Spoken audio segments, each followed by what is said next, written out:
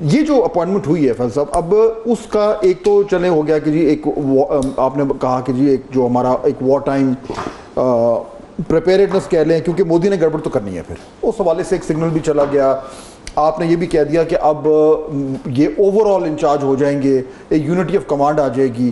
میرے خیال میں اس کے لیے باقاعدہ شاید کچھ نوٹیفیکیشن وغیرہ ہونا ہوگا، بٹ یہ آپ کی تشریح ہے یا آپ کی ریڈنگ ہے آپ کے خیال میں کہ اوور آل؟ میری ویسے وہاں سے اکثر ریڈنگ یا جو میری پیشن گوئی ہوتی ہے یا میرا اوپینین ہوتا ہے وہ ٹھیک بھی ہوتا ہے اور اللہ سن بھی لیتا ہے. So by and large I feel کہ جو میں اپنا انالیسس دے رہا ہوں based on my little knowledge, I feel it's going to be 99.9%. Okay اچھا، اگر چلے وہ ہو بھی گیا، لیٹس اسیوم وہ ہو بھی گیا، تو یہ جو فیصل صاحب بات کر رہے ہیں اب ایکسٹرنل فرنٹ پہ تو ہمیں کلیئر ہو گیا کہ ہم کیا کر سکتے ہیں، ہم نے کر کے دکھا بھی دیا، نیکسٹ ٹائم بھی ہو جائے گا. بٹ ڈومیسٹکلی جو یہ ذکر کر رہے ہیں، اس اپوائنٹمنٹ سے ڈومیسٹکلی کیا فرق پڑے گا؟ دیکھیں میں سمجھتا ہوں کہ فیصل چودھری صاحب جو ہیں وہ ایک بڑی سینسیبل بات کر رہے ہیں، اور فیصل چودھری صاحب کے ساتھ اب میں نے دیکھا ہے کہ پی ٹی آئی کی کافی لوگوں کی سمت جو ہے وہ ان کے بھی ڈی پیز کے اندر، انسٹاگرام کے اندر پاک فوج اور فوج زندہ باد آ گئی. تو میں ان کو فارسی اور جرمن زبان میں تو بول نہیں رہا تھا پچھلے 2-2.5 سال سے کہ بھائی جو پنگا ہے نہیں، جو لڑائی ہے نہیں، اس کا کیوں جا رہے ہو، کوئی تعلق ہی نہیں ہمارا.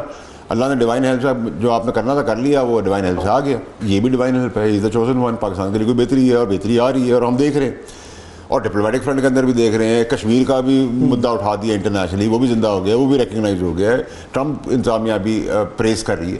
اور آپ پاکستان کے لیے کیا چاہیے؟ ٹھیک ہے، اور مزید چیزیں چاہیے، وہ ہوتی جائیں گی آگے. لیکن میں سمجھتا ہوں کہ یہ بات بڑی کلیئرٹی کے ساتھ ہونی چاہیے کہ یہ ایف اینڈ بٹ کے ساتھ ہم نہ ہو، اوور ویلکمنگ ہو، جو شاید 2.5 سال پہلے ہو جانا چاہیے تھا. جب چیف ہو گئے تھے تو پھر آئی تھنک اس وقت وہ تو نہیں ہوا. ٹھیک ہے، اگر اس سچویشن کے اندر نہیں ہو تو میں سمجھتا ہوں کہ یہ پھر گورنمنٹ کی، سیاستدانوں کی ایٹ لیسٹ منیمم یہ تو ہم کوالیفائی کر جائیں کہ ہم بات چیت اپنے بیسس پہ کر لیں، نہ کہ ہم کسی ادارے کو یا کسی فوجی کو گھسیٹیں بیچ میں کہ آپ سگنل دیں یا یہ پرسیپشن کریٹ کریں کیونکہ میری نااہلی یا میری کمزوری ہو. میں سمجھتا ہوں کہ کیونکہ اب شہباز شریف صاحب نے ایک مثبت قدم اٹھا لیے اپنی ملک سب کی بھلائی کے لیے، تو he should come out be a like a statesman, a leader, a democratic leader, اور اس چیز کو وہ ٹیک آن کریں اور ایڈریس کریں اس ایشو کو. اور کیونکہ پارلیمنٹ میں بھی ان کی پریزنس ہے، ٹھیک ہے، اور پولیٹیکل پارٹی بھی ہے، تو انگیج کریں. لیکن آج انہوں نے بات مذاکرات کے حوالے سے مثبت بات کی ہے. خان صاحب کا جو بیان آیا ہے، ان کی بہن نے بھی بیان دیا ہے، پھر سلمان اکرم راجہ صاحب کا بھی ٹویٹ آیا ہے. لیکن پھر بیچ میں پھر وہ حکومت کے اوپر تو ان کا وہ ہے نا کہ جی یہ تو ایک انلیگل گورنمنٹ ہے، وہ ان کی پوزیشن ابھی انہوں نے اختیار کی ہوئی ہے. لیکن یہ کہ مذاکرات کرنے کے لیے اب انہوں نے کچھ اوپننس دکھائی ہے. پھر وہی بات ہے، ایف اینڈ بٹ نہ کریں. آپ کہہ رہے ہیں کہ مجھے جیل نہیں توڑ سکی لیکن میں مذاکرات کرنا چاہتا ہوں. بھائی آپ تو پہلے مذاکرات ہی نہیں کرنا چاہتے تھے، اب آپ کہہ رہے ہیں، مطلب ٹانگ اونچی کر کے بات نہ کریں نا، بولے am ready, I am looking forward, I have no other choice.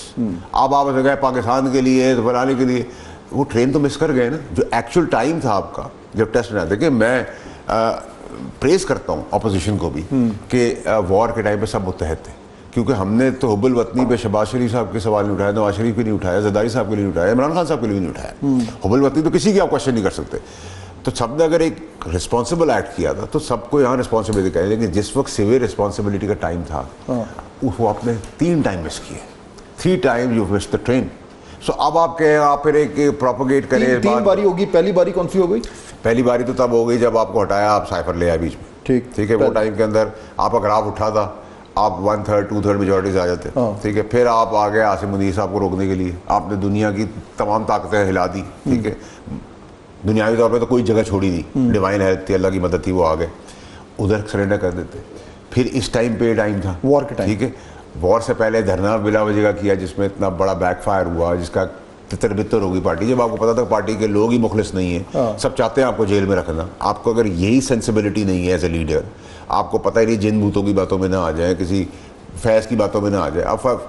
اب کیا ہے، اب عمر موت کی سزا ہوگی یا 14 سال قید ہوگی فیض کو. تو اگر فیض کو ہوگی، وہ اپنے کو نہیں چھوڑیں گے تو باقی بچ جائیں گے. کامن سینس بھی تو کوئی چیز ہے نا، کچھ سب کے ریٹن آن دا وال.